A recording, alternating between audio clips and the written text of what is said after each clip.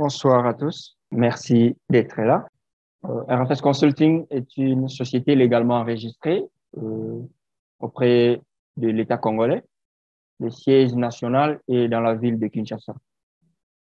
Nous avons mis en place le programme, soit encore la plateforme RFS Academia, qui est basée sur le renforcement des capacités en offrant des formations professionnelles avec certificat sur la maîtrise des outils numériques pour la collecte, l'analyse, traitement et puis représentation des données géospatiales et aussi l'encadrement, soit l'accompagnement des scientifiques.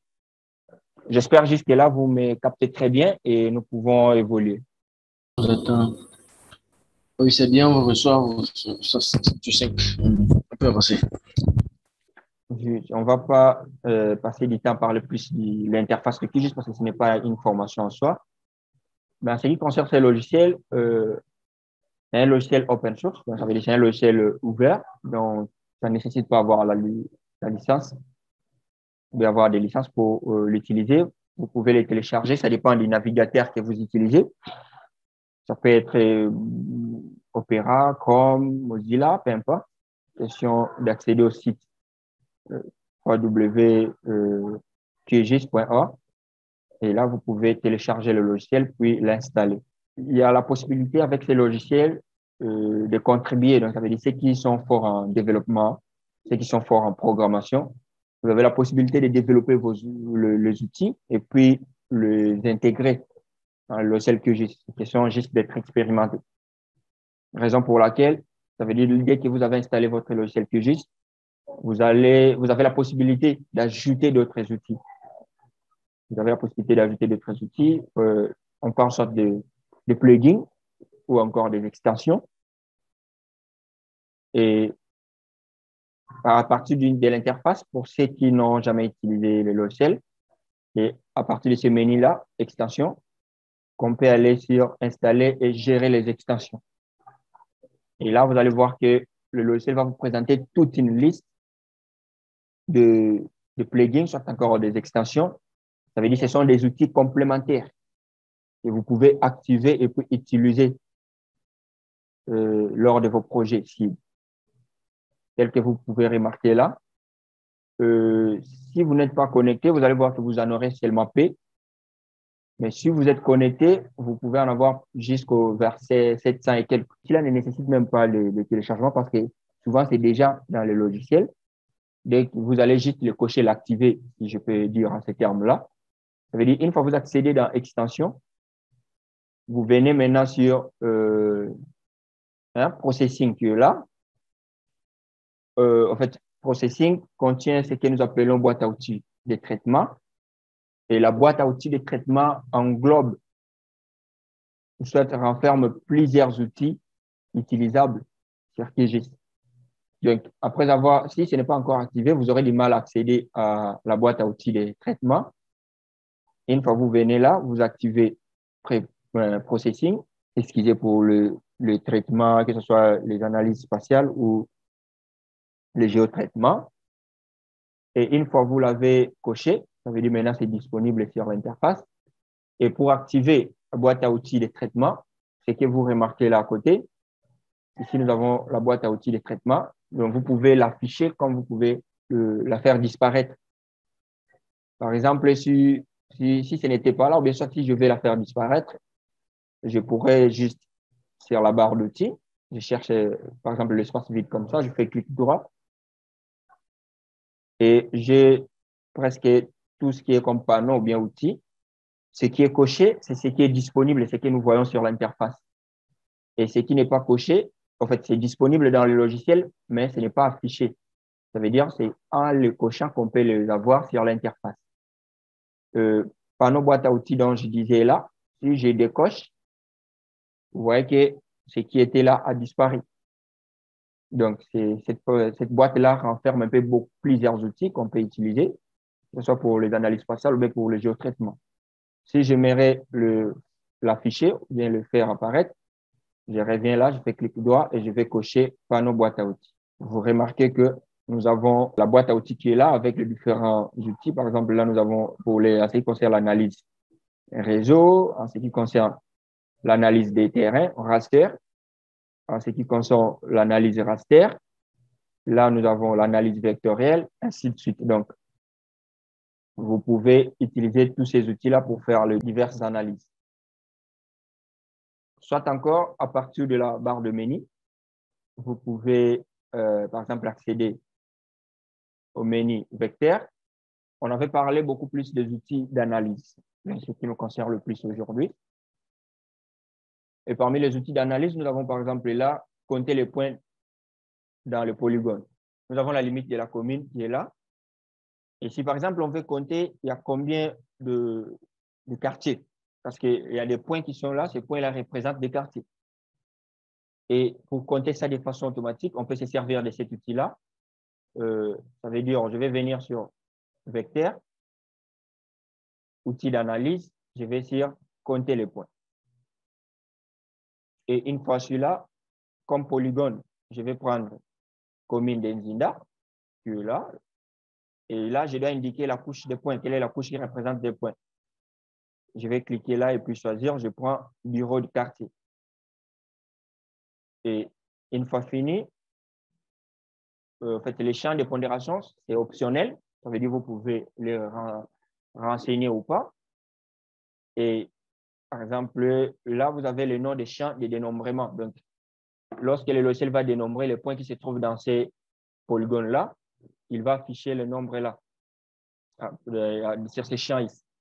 Et vous avez aussi je peux même changer, au lieu de laisser name point, je peux dire par exemple, je mets nombre de points.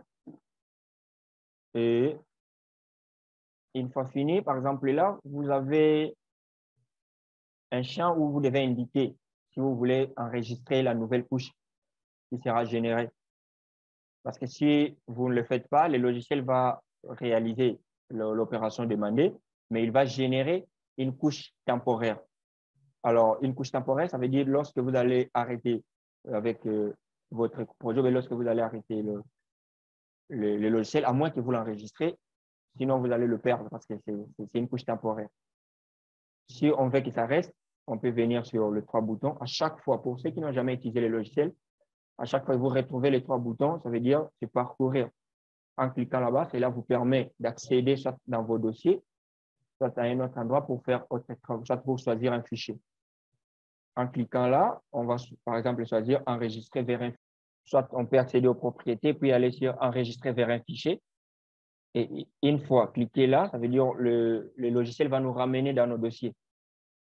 Et ça veut dire si vous travaillez sur un projet spécifique, vous devez bien préparer un dossier, par exemple un sous-dossier où vous allez placer tout ce qui est donné, et un autre sous-dossier où vous allez placer les fichiers QGIS. Et là, vous devez choisir le dossier, puis venir indiquer le nom du fichier. Mais je ne crois pas que c'est important. Nous, on peut générer une couche temporaire, vu que c'est juste à titre d'exemple. Et une fois que vous avez fini tout ça, vous devez venir exécuter. Donc, ça veut dire vous demandez au logiciel d'exécuter l'algorithme afin de vous donner le résultat attendu. Dès que vous cliquez sur exécuter, vous patientez au moment du traitement de l'algorithme. Voilà, c'est fait. Je peux fermer cette boîte. Et si vous pouvez remarquer, le logiciel vient de générer une nouvelle couche. Et comme nom, le logiciel a attribué le nom compte. Donc, ça veut dire que c'est une couche qui a permis à compter. Et pour vérifier maintenant le nombre des points, on va accéder à cette couche-là en faisant clic droit. Nous allons sur ouvrir la table d'attributs. Pour ceux qui n'ont jamais utilisé QGIS ou bien pour ceux qui n'ont pas de notions sur le site, en fait, en ce qui concerne les données géospatiales, soit les données SIG, ces données ont deux grandes composantes. Il y a la composante spatiale, comme vous pouvez les remarquer là. Là, nous avons la composante spatiale qui est constituée de la forme géométrique ainsi que la localisation. Donc, la forme, par exemple, ici, la forme de cette commune, ainsi que là où ça se situe. Ça, c'est les éléments qui constituent la première grande partie, qui est la partie spatiale. Et la deuxième grande partie, c'est la partie attributaire. Cette partie contient les informations qui accompagnent cette couche. Par exemple, pour cette couche de commune, on peut avoir comme information les noms de la commune, la superficie de la commune, l'auteur, celui qui a mis en ligne ces données, les moyens utilisés plutôt pour tracer les différentes limites, ainsi de suite. Et maintenant, pour voir, parce que j'ai dit ça, c'est la première partie, la partie spatiale. Maintenant, pour voir la partie attributaire, on va faire clic droit, puis aller sur ouvrir la table d'attributs. Et là, voilà, vu que nous n'avons qu'une seule couche, on va aller jusqu'à la fin pour voir. Et si vous remarquez à la fin là, vous avez un champ qui s'est ajouté, ayant comme titre nombre de points, c'est le titre qu'on avait mis là-bas. Et nous avons le chiffre 4 qui est là. Mais ça veut dire sur ces polygones-là, il y a 4 points. Donc, c'est un outil qui nous a permis à compter de façon automatique les points qui se trouvent sur ces polygones. Voilà. Nous avons parlé du premier outil en ce qui concerne les outils d'analyse. En dehors de l'outil compter les points dans les polygones, bon, je ne sais pas d'abord s'il y a une question par rapport à cet outil. Je vais te venir, Ezekiel. Je te volais. OK. En fait, merci beaucoup et merci pour l'échange. Vraiment, moi, ça fait déjà presque un an que moi aussi j'essaie de toucher à QGIS, mais j'ai jamais eu le temps de tester ce truc-là. Merci beaucoup. Donc, ça veut dire que euh, ça permet, en fait, ce que vous venez de faire permet de connaître, vous pouvez euh, de calculer des points par rapport au polygone, c'est-à-dire les points là qui font, le nombre de points qui font partie du polygone, tout ça. Oui, oui. Oui, je vois une main levée. Oui, mon cher Mohamed. Bonsoir à tous. Donc, tout d'abord, je me présente. Oui, Je suis Mohamed Eilal du Maroc, expert SIG et télédétection spatiale. Donc, je suis vraiment très heureux d'être assisté à cette soirée d'échange concernant QGIS et ses outils. Donc, juste pour répondre pour la question de monsieur, je pense, Rachid Mohamed, c'est lui qui a parlé concernant les centroids. Je viens juste d'expliquer le point. Le centroid, ça veut dire on cherche le centre d'un polygone. C'est ça, ça veut dire le centroid. Le centroid. Au niveau des outils, comme tu as dit, donc il y a pas mal des outils de traitement et de processing. Parmi eux, c'est les outils de sélection. Donc, les sélections, il y a deux types de sélection. Sélection par attributeur et sélection par localisation spatiale. Donc, c'est ça les deux types de sélection dans les données SIG. j'espère, s'il n'y a plus de préoccupations, nous pouvons évoluer, ou soit s'il y a d'autres personnes qui peuvent ajouter un plus, c'est toujours le bienvenu. Oui, d'accord. Merci pour votre explication. Ça a permis de comprendre. L'explication de M. Mohamed Vlal aussi m'a permis de comprendre un peu les choses. Merci. D'accord. OK, d'accord. Nous avons parlé de l'outil compter les points. Deuxième outil, nous avons intersection des lignes.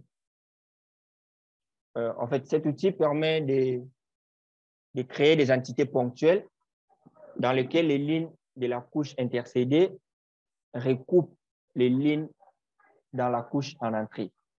Alors, l'outil intersection va nous permettre à générer des points dans chaque endroit où les différentes lignes là qui représentent les routes ou bien les avenues s'intercèdent. Donc, à chaque intersection, nous aurons des points qui seront générés. On va utiliser les réseaux, l'hydrologie ainsi que les réseaux routiers, par exemple, pour déterminer quels sont les endroits où on peut placer soit des dallos, soit des ponts. Parce que, par exemple, si la route passe là, c'est mieux qu'il y ait un dallos, soit un pont pour faciliter un peu le passage. On va utiliser le D-push, donc les réseaux hydrographiques ainsi que les réseaux routiers. partant de l'outil,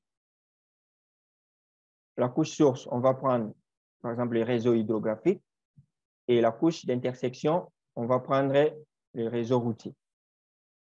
Et une fois fini, par exemple, on peut indiquer le préfixe si on souhaite. Sinon, c'est comme j'ai dit, là aussi, on peut venir soit générer une couche temporaire, soit encore enregistrer la nouvelle couche qui sera générée dans votre dossier de base. À titre d'exemple, on n'a pas le temps d'aller encore enregistrer, on va juste exécuter. Voilà, nous venons d'exécuter, on peut fermer. Si vous pouvez remarquer sur la partie couche ou bien contenu, nous avons une nouvelle couche qui s'est ajoutée, intersection, et c'est sous forme de points. Et c'est ce que nous retrouvons là. Vous voyez que là, ce n'est pas encore visible parce que c'est en dessous de ces couches. Je vais déplacer la couche intersection en premier lieu pour que ça soit visible.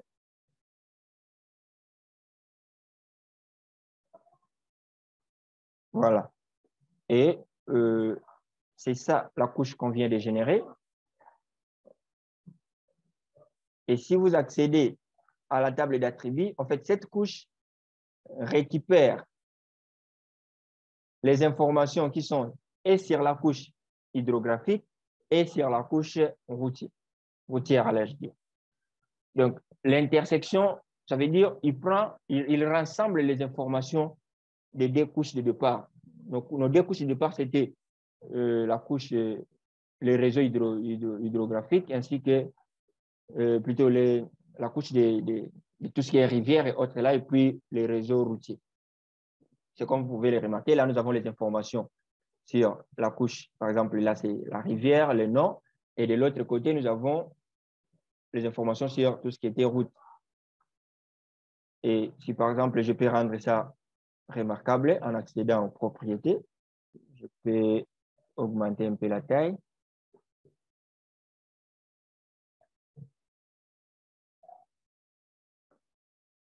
Voilà, donc vous voyez que partout où il y a intersection entre les réseaux routiers ainsi que l'hydrographie, vous voyez qu'il y a eu, le logiciel a généré des points d'intersection.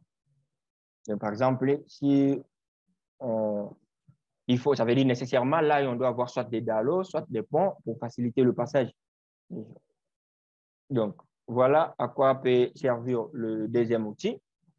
Comme on a fait avec le premier, s'il y a des préoccupations ou bien il y a d'autres personnes qui souhaitent compléter, nous vous écoutons avant d'évoluer.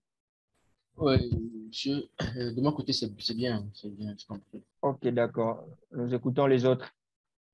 Je vous rappelle que c'est un moment d'échange, comme vous pouvez apprendre de moi, et c'est comme je peux aussi apprendre de vous.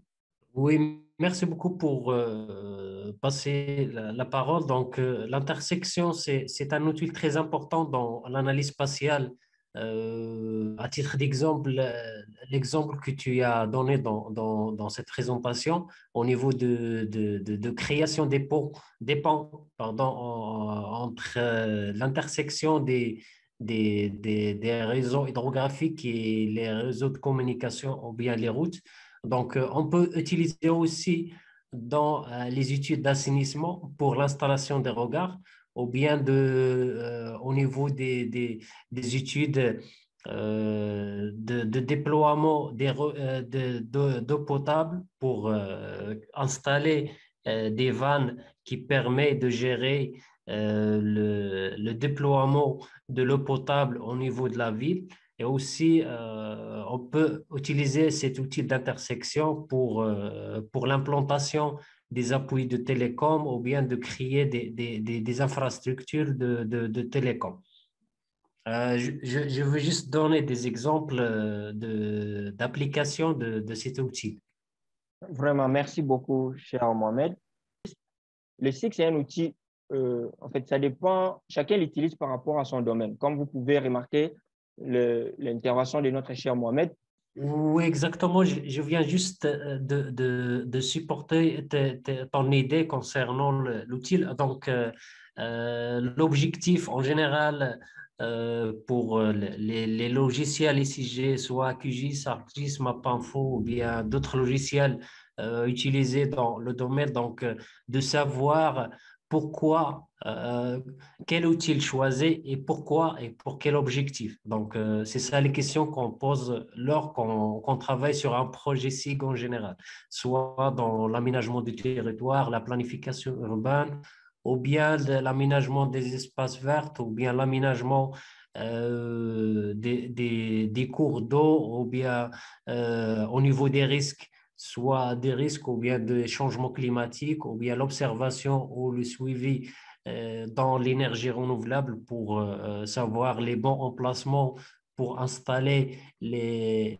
plaques de photovoltaïque. Donc, il y a pas mal des sujets où il y a des projets à traiter pour chaque domaine. Donc, il faut juste poser la question, quel outil, pourquoi et pour quel objectif. Merci beaucoup, mon cher. Je t'en prie, et, vraiment, c'est un réunion qui va nous réunir pour échanger les idées concernant les systèmes d'information géographique et de voir les retours d'expérience au niveau de domaine. D'accord. Je suis en train de parler de l'outil intersection. Nous avons aussi l'outil coordonnées moyenne. En fait, je vais essayer un peu de sélectionner. On ne va pas utiliser euh, tous les points de notre couche d'intersection. Je vais utiliser les 4 points qui sont là. Ça veut dire que je clique d'abord sur la couche sélection, je prends l'outil de sélection et en maintenant le bouton contrôle de mon clavier, je vais sélectionner les 4 points qui sont là.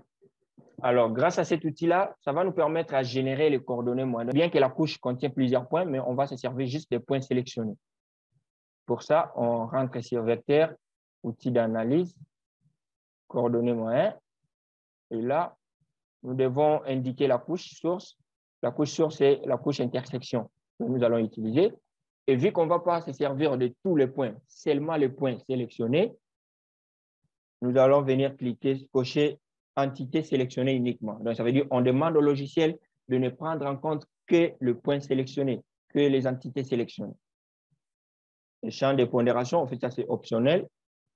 On n'a pas besoin de trop indiquer. Et là, si vous souhaitez, vous pouvez enregistrer la couche, soit générer une couche temporaire. Nous allons cliquer sur exécuter. Et une fois fini, nous allons arrêter. Et si vous pouvez remarquer, vous avez un autre point qui s'est ajouté là au milieu, qui est de couleur rouge. Voilà la couche nouvellement créée de coordonnées moyennes. Si on peut accéder à la table d'attributs en faisant clic droit, ouvrez la table d'attributs et vous voyez que là, le logiciel a généré de façon automatique les coordonnées X et Y. Donc, nous avons la valeur de X et Y pour l'intérieur. En fait, ça, c'est les coordonnées moyennes des 4 points que nous avions sélectionnés, donc ceux qui sont là. Je ne sais pas si cher Mohamed a encore des choses à dire ou soit il y a d'autres personnes qui ont aussi des questions. J'ai vu la discussion, donc il y a pas mal des questions à poser. Oui. Il y a une question de Saladin Amrani concernant un problème qui peut arriver lorsque les géométries sont invalides, les nœuds dupliqués au temps intersection des polygones. Donc ça c'est on s'appelle dans le domaine SIG les erreurs géométriques. Donc avant de faire n'importe quel traitement ou analyse, il faut toujours mettre un contrôle géométrique pour vérifier s'il y a des intersections ou bien des nœuds qui sont, ou bien des sommets plutôt. Parce que les polygones ils travaillent par des sommets, donc pour vérifier si les sommets sont dans le bon emplacement et il n'y a pas de superposition au niveau des sommets. Donc, vous pouvez le faire une petite vérification géométrique pour voir s'il y a des sommets dupliqués ou pas. Je ne sais pas, mais je crois que sur notre chaîne YouTube, nous avons des tutos qui parlent de ça. Lorsque nous parlons de la notion de numérisation, soit la digitalisation, nous avons aussi parlé de la correction concernant les erreurs de géométrie, soit les erreurs de topologie. Il y a par exemple le vérificateur de topologie, soit vérifier les géométries. C'est comme notre cher ami Mohamed a dit, donc ça veut dire avant de débuter les différentes opérations, vous pouvez venir d'abord vérifier les géométries des couches que vous allez utiliser, si c'est conforme ou pas. Parce qu'ici, par exemple, il y a des géométries invalides. Il se peut que certaines opérations, bien, certaines demandes que vous allez faire concernant l'analyse spatiale, que cela ne marche pas. Donc, c'est un peu ça. Mais je crois qu'il y a même des modules qui parlent de ça. Juste après la séance, pour ceux qui souhaiteraient, vous pouvez voir notre chaîne YouTube RFS Academia. Il y a des détails, soit sur notre site web www.rfs-congo.com. Nous avons mis en place un système que nous appelons les ambassadeurs RFS. En fait, les ambassadeurs RFS, ce sont des personnes, ça peut être des professionnels comme des étudiants, qui parlent un peu, qui présentent un peu, qui représentent RFS là où ils sont, qui parlent un peu des services de RFS et en retour, ils ont des récompenses. Donc, les détails sont là, il y a des formulaires pour s'inscrire. En dehors des ambassadeurs RFS, il y a aussi des consultants et des formateurs. Ceux qui souhaitent devenir consultants chez RFS Consulting, soit encore formateurs pour les formations, vous pouvez aussi vous inscrire. On va traiter les différents dossiers et puis on va notifier. Et comme ça, on pourra voir dans l'avenir comment continuer. Parce que c'est ça le but de la boîte. Nous aimerions un peu atteindre beaucoup plus de gens, surtout en Afrique. Le domaine de SIG, le domaine de la cartographie, pour ceux qui le savent, ce n'est pas quelque chose où on le fait seul. On ne réussit pas la cartographie en étant seul. C'est en étant en groupe qu'on peut faire des grands. Dernièrement, on vient d'accompagner une ONG dans des projets cartographiques. En fait, c'était toute une équipe. Parce que parfois, il y a des gens qui sont sur le terrain pour collecter, il y a des ceux qui traitent au bureau, il y a des ceux qui sont là pour valider, qui sont dans la qualité, contrôle qualité, ainsi de suite. Donc, vous serez toujours le bienvenu si, par exemple, vous souhaitez offrir une formation, vous souhaitez intervenir dans des futures conférences, ainsi de suite. OK. Donc, moi, je suis Silas. Je vous parle depuis le Cameroun. Je suis ingénieur géomaticien, consultant, et particulièrement dans le domaine de la collecte et l'analyse des données. Concernant l'outil que vous venez de présenter, il est assez intéressant. J'étais impatient de suivre les participants poser la question à quoi ça sert. Un exemple de projet sur lequel nous avons utilisé cet outil en Égypte, Oui. où il y avait un problème de ramassage des étudiants qui partaient à l'université. Donc, les étudiants étaient dispersés dans plusieurs résidences et il y avait juste 3 bus pour les récupérer. Donc, il fallait donc essayer de retrouver un point de ramassage pour tous ces étudiants-là. Donc, nous avons donc utilisé l'outil de point moyen, celui que vous avez utilisé, coordonnées moyen. Donc, je ne sais pas si vous pouvez repartir sur l'outil pour que je montre peut-être une chose. Alors, vous voyez, déjà, premièrement, nous avons la couche source. Ensuite, nous avons le champ de pondération. Donc, il était donc question de savoir à peu près comment accorder le poids. On devait accorder les poids par rapport au nombre de résidents. Vous voyez? Donc, on avait donc les étudiants qui, dans certains immeubles, on avait une 50aine. Dans d'autres, on avait une 20aine. Et un autre immeuble, on avait environ 80 étudiants.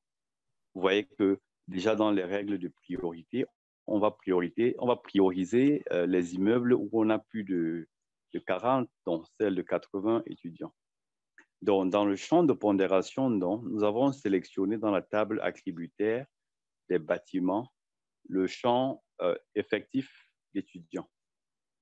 Et cet effectif d'étudiants donc, a permis de mieux situer le point, les coordonnées moyens. Vous voyez un peu. Donc, c'est assez intéressant d'utiliser, comme M. Mouyaya l'a fait tout à l'heure. Ici, il n'a pas sélectionné un coordonné moyen. Ça, il vous a juste montré un exemple.